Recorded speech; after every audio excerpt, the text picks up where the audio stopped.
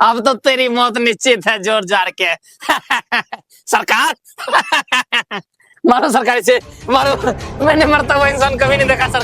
तो ले, हम भी देखते हैं कैसे बचा लेते हैं तेरा घर। क्या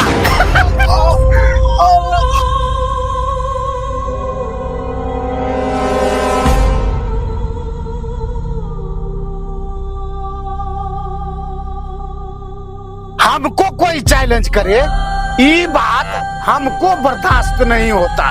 मर गया साला। जी सरकार। उनसे कुछ और आदमी को बुला करके इसको नदी में फेंकवा देना। ठीक है सरकार, जरूर फेंकवा देंगे।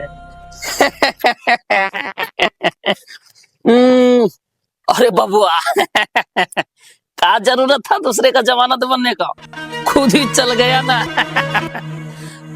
इसीलिए किसी का जमानत नहीं बनना चाहिए।